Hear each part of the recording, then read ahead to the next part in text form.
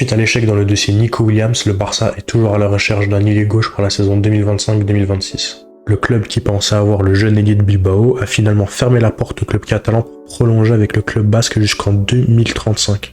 Lors du mercato dernier, Rafinha, que tout le monde voyait partir en Arabie Saoudite, a sorti la meilleure saison de sa carrière. Décisif, impliqué et surtout précieux à gauche dans le système de Flick, l'ailier brésilien a totalement changé de dimension pour devenir l'élément clé du Barça. Avec Pedri et Lamine, ils font partie des indispensables offensivement. Et c'est tout le sujet de cette vidéo. Bonjour à tous. Nous allons commencer donc avec 3 joueurs que vous connaissez déjà, que nous avons l'habitude de voir dans la presse, et après on partira sur 4 joueurs dont on parle pas trop ou alors qui ne sont pas forcément liés au club. Mais avant de commencer, il faut se poser quelques questions. Qu'est-ce qu'un bon ailier pour le Barça? Quel est son prix, son âge? Et surtout la question dont on ne se pose pas assez, c'est faut-il investir beaucoup d'argent pour un gros ailier? Je vous rappelle qu'on nous parlait il n'y a pas si longtemps que ça d'un potentiel transfert d'Ivan Perisic en provenance du PSV Eindhoven. Donc bon, est-ce que l'idée de Flick serait de garder Rafinha à gauche et de simplement prendre un backup au cas où le joueur se blesse? Ou alors de le repositionner dans l'axe et de prendre un vrai ailier gauche pendant tout le long de la saison? Donc je vous repose la question, est-ce judicieux de casser la tirelire pour prendre un top ailier gauche cette saison, donc obligatoirement replacer Rafinha dans l'axe, ou est-ce qu'on prend un ailier gauche de soutien au cas où Rafinha se blesse, ou alors s'il faut faire de la rotation pour des matchs un peu plus légers, on va dire? Je vous le rappelle, mais Rafinha cette saison c'est 34 buts et 22 passes décisives. J'ai trouvé sur Twitter un screen qui compare sa saison avec la meilleure saison de Vinicius et de Dembélé. Bon, autant vous dire qu'actuellement il n'y a pas un ailier gauche dans le monde qui met ce Rafinha en tout cas sur le banc. Donc dans le cas où Flick chercherait un nouvel ailier gauche en tant que titulaire, on aurait donc une attaque avec Lewandowski en 9 avec Ferran du coup en soutien, le Ballon d'Or 2025 à droite, Rafinha dans l'axe avec du coup Olmo et Fermin en deuxième option, et le fameux ailier gauche sur son côté gauche tout simplement. Sans oublier également que cet ailier gauche devrait également faire office de soutien, on va dire, à Alejandro Balde qui lui aussi joue sur ce côté et qui est, comme on le sait, très offensif et très important dans l'animation offensive du Barça. Donc pour commencer au poste d'ailier gauche, la première option pour le Barça et qui est l'option préférée de Deco, c'est Luis Diaz. Alors Luis Diaz il sort d'une très très bonne saison avec Liverpool, 17 buts et 8 passes décisives, toutes compétitions confondues tout simplement. Il a pu également jouer dans l'axe, donc en tant que buteur et aussi ailier gauche. Le problème cependant avec Luis Diaz, c'est le prix. Selon la presse anglaise, le club ne le lâchera pas en dessous de 80-85 millions d'euros, ce qui est beaucoup trop pour le Barça, surtout actuellement. Donc à voir si le Barça arrivera à générer les fonds nécessaires ou tout simplement à négocier le prix, parce que 80 millions d'euros, que ce soit le Barça ou un autre club européen, personnellement je vois très peu de clubs qui mettraient cette somme-là pour Luis Diaz aujourd'hui. Au niveau du profil du joueur, vous le connaissez, très explosif, très rapide, très à l'aise techniquement et surtout qui presse. C'est un ailier qui, je pense, pourrait correspondre au style Flick.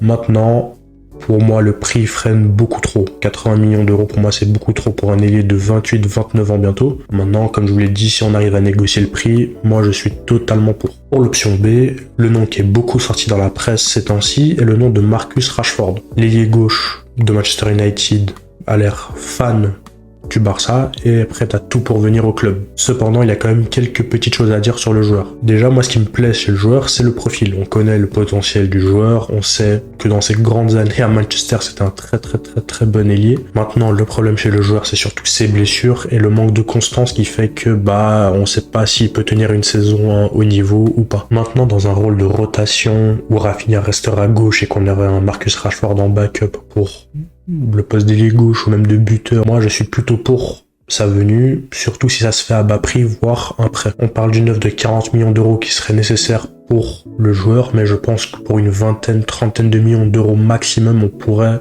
prendre Marcus Rashford. Et donc le plan C du club, au cas où les 2 premiers plans échoueraient, c'est celui de Rafael Leao. Moi je ne comprends pas forcément comment est-ce qu'on pourrait acheter Rafael Leao, étant donné que pour l'AC Milan il est intouchable. Pour moi il faudrait, je pense, dépenser un bon 100-120 millions d'euros pour l'acheter. Je vois pas trop comment on pourrait faire. C'est mon option préférée, c'est celui qui a le plus gros potentiel parmi tous ceux qu'on a dit, mais comme je l'ai dit, le gros problème c'est le prix. Au niveau du profil pour le Barça, c'est un joueur qui peut jouer sur l'aile dans l'axe, donc un joueur qui peut jouer à plusieurs postes, moi je prends. Très technique, très bon balle au pied, une grande explosivité, pour moi Leao c'est la meilleure option sur le papier, et pour moi c'est le meilleur joueur parmi les 3. Mais Malheureusement, avec la situation actuelle financière du club, pour moi, les 100 millions, pour cet été en tout cas, ça va être très compliqué de les mettre. À part si on a une grosse vente, comme par exemple Araujo, le gardien dont je ne dirai pas le nom. Pour moi, il y a des ventes qui sont nécessaires au club et on doit se débarrasser de certains joueurs. Alors là, pour la quatrième option, on va parler d'un joueur que je ne connaissais pas vraiment, dont j'ai entendu parler une ou deux fois, mais je me suis pas vraiment intéressé, c'est Antonio Nusa, un jeune ailier de 20 ans norvégien qui évolue à Leipzig, qui a sorti une plutôt très bonne saison. Personnellement, j'ai pas vraiment vu ses matchs, j'ai surtout vu des résumés de matchs et des compilations sur YouTube. Je vais essayer de vous glisser 2-3 extraits, mais c'est un ailier qui, moi, personnellement, me donne envie de m'intéresser un peu plus. Une grande explosivité, de ce que j'ai vu, il a pu jouer à droite aussi avec la sélection norvégienne. Il peut jouer du coup à gauche également, c'est surtout un ailier gauche de base, très bon techniquement, très à l'aise balle au pied, une grande explosivité, et je pense qu'on pourrait l'avoir pour vraiment pas non plus grand chose. On sait que le marché des ailiers, c'est un marché qui est vraiment quand même relou, on va dire, hein. Dès qu'il y a un bon ailier, dès qu'on a un bon potentiel en tant qu'ailier, bah ça coûte directement cher. Là, je pense que pour une vingtaine, trentaine de millions grand max, on pourrait prendre ce joueur. J'ai d'ailleurs mis un tweet il y a quelques jours où je vous demandais quelle était votre option préférée pour le poste d'ailier gauche, et j'ai été quand même étonné de voir beaucoup de gens qui me disaient Antonio Nusa, donc je me suis intéressé, j'ai regardé des vidéos, j'ai regardé ses profils, ce que les gens pensaient de lui, et franchement, je suis quand même étonné de ne pas avoir entendu son nom plus tôt, parce que c'est vraiment un joueur qui a l'air d'avoir un gros potentiel et qui a l'air d'avoir un flair qu'on retrouve de moins en moins pour les ailiers en 2025. Là, j'ai vraiment l'impression de voir un mec qui kiffe, qui a faim, qui aime dribbler, qui aime le duel, qui aime prendre la vitesse, les petits espaces, etc. Je vais essayer soit vous mettre des extraits vidéo ou soit vous mettre des liens dans la description où vous pourrez voir des compilations de ce joueur. Mais pour moi, il vaut le détour. Surtout, un transfert d'Antonio Nusa, ce serait un pari pas risqué, parce que pour moi, tu mets pas un gros budget sur le joueur, et surtout, c'est un pari sur le long terme. Il n'a que 20 ans, c'est un 2005. On a le temps de le voir jouer dans des petits matchs, dans des grands matchs, de le voir même en rotation avec Rafinha. Cependant, les news concernant le joueur et le fait qu'il soit lié au club sont toutes récentes. On n'en sait pas vraiment plus et on ne sait même pas si le club est réellement très intéressé par le joueur. Ne nous enflammons pas, attendons qu'il y ait des news supplémentaires et attendons de voir si le club est réellement intéressé et est-ce que le club serait prêt à mettre 20-30 millions sur un joueur qui suit depuis pas très longtemps et qui ne connaît pas, du moins que les Leao, Rashford et Luis Diaz. Comme pour Rafael Leao, on retourne en Serie A et on va repartir sur un joueur qui est, à mon sens, intouchable pour le club pour lequel il joue et qui est pour moi hors de prix.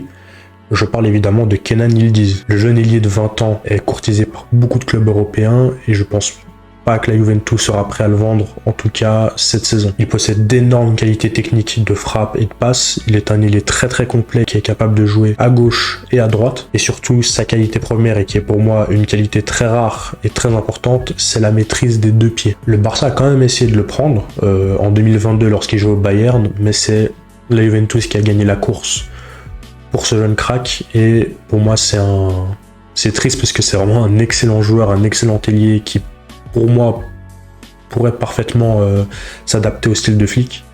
Mais malheureusement, beaucoup trop cher. Et pour moi, on n'a pas le budget actuellement pour aller sur Kenan Yildiz. Cependant, les news, comme pour Antonio Nusa, sont plutôt fraîches, récentes. Donc attendons de voir si le club est réellement intéressé par le joueur turc ou non. Mais en tout cas, c'est une option qui me plaît énormément. J'attends de voir la suite pour voir s'il y a d'autres infos sur le joueur ou non. Et enfin, pour le dernier joueur, on va revenir en Serie A pour un joueur qui fait, je pense, la meilleure saison de sa carrière, du moins sur le plan individuel. Je parle du Ballon d'Or africain, Ademola Lookman. Il vient de faire une saison absolument magnifique avec l'Atalanta, 3e de Serie A, 3e meilleur buteur de Serie A derrière Retegui et Moiskin. J'aime vraiment beaucoup le joueur, il est capable de jouer sur l'aile et dans l'axe. Le souci, c'est son prix. Je vois mal l'Atalanta le voir partir pour moins de 60-70 millions d'euros, ce qui est un poil cher actuellement, je pense, pour le Barça, mais si on arrive à négocier le prix, pour moi, il faudrait foncer, tête baissée. C'est selon moi un vrai bon ailier gauche qui pourrait d'ailleurs dépanner dans l'axe, mais pour le poste de buteur, je vous prépare une petite vidéo car l'année prochaine, il y a quand même une ou deux surprises qui nous attendent. si le Barça arrive évidemment à régler ces petits problèmes financiers. Lookman, la performance qui m'a fait aimer le joueur et qui m'a fait comprendre que c'est un très grand joueur qui est fait pour un très grand club, c'est évidemment sa performance historique face au grand Leverkusen de Xabi Alonso. Mettre un triplé en finale, je crois que c'est peut-être le premier ou l'un des seuls joueurs de l'histoire à avoir réalisé cette performance finale d'Europa, surtout face à un club qui était jusque-là invaincu, toute compétition confondue. Si je dois donner mon avis sur cette liste d'ailiers, pour moi, si on avait carte blanche sur n'importe quel de ces ailiers, j'irais directement sur Rafael Leao. Pour moi, c'est l'ailier qui a le plus haut niveau, le plus gros potentiel et qui pourrait, selon moi, s'adapter très bien au style de Flick. Maintenant, en 2025, au Barça, financièrement, c'est pas non plus... On est loin de la carte blanche et pour moi, il faudrait viser, je pense, soit un backup, donc rester avec Rafinha à gauche et peut-être miser sur un petit joueur à faible prix qui permettrait de faire de la rotation, ou alors d'aller sur un jeune joueur. Maintenant, le mercato est loin d'être fini. Si on arrive à se débarrasser de certains joueurs comme Araujo, ou comme je l'ai répété pour le gardien dont je tairai le nom, là on pourrait éventuellement aller chercher une plus grosse option avec un budget un peu plus élevé. Une option numéro 1 personnelle reste Rafael Leao, mais Ademola Lookman pour moi est quand même un ailier dont on parle vraiment pas assez et qui est vraiment très bon. Et moi je le classe limite devant Luis Diaz dans la liste de nos priorités selon moi, car il coûte beaucoup moins cher quand même. Puis même si on peut aller chercher un jeune joueur comme Anthony Nusa, personnellement je suis pour. Il faut pas oublier que Rafinha, il a 28-29 ans, il est plus tout jeune. Il faut miser sur de la jeunesse, car personnellement quand je vois l'état de City, bon là ils se rattrapent un peu avec leur mercato, avec les Cherki, etc. Mais quand je vois la saison dernière, le niveau qu'a proposé City, je préfère quand même miser sur l'avenir. Si on peut mettre un peu moins de budget sur un ailier et que ce soit un pari, et au pire des cas, bah, tu le revends. C'est pas un pari très risqué. Moi personnellement, je répète, mon top 1 c'est Rafael Leao, en 2 je dirais Lookman et en 3 Antonio Nusa. Donc bon, s'il y a des nouvelles sur un ailier gauche, bah on en reparlera. Maintenant c'est tout récent, il y a beaucoup de news qui sont récentes. Rafael Leao ça s'écarte parce que c'est trop cher. Marcus Rashford il a toujours envie de rejoindre le club. Et le club je pense négocie pour le faire venir avec un budget de 25-30 millions maximum. Et surtout n'hésitez pas à me donner votre avis dans les commentaires. Parce que je sais que dans la communauté il y a énormément d'avis différents. Chacun veut son joueur préféré, mais malheureusement on n'est pas capable de mettre le budget qu'on veut sur l'ailier qu'on veut. Donc dites-moi vos avis dans les commentaires, dites-moi quel joueur vous voulez voir justement au Barça la saison prochaine, et je prendrai un grand plaisir à lire vos commentaires. Avant de se quitter, je vous annonce qu'il y a un maillot du Barça de la saison prochaine à gagner. Tout se passe sur mon compte Twitter, c'est en première ligne de description. Le tirage au sort se fera dans une dizaine de jours, donc voilà. Bonne chance pour le concours, en espérant que le Barça se tire les doigts du cul et nous ramène un bon ailier gauche. Et je vous dis tout simplement à la prochaine. Allez, ciao ciao.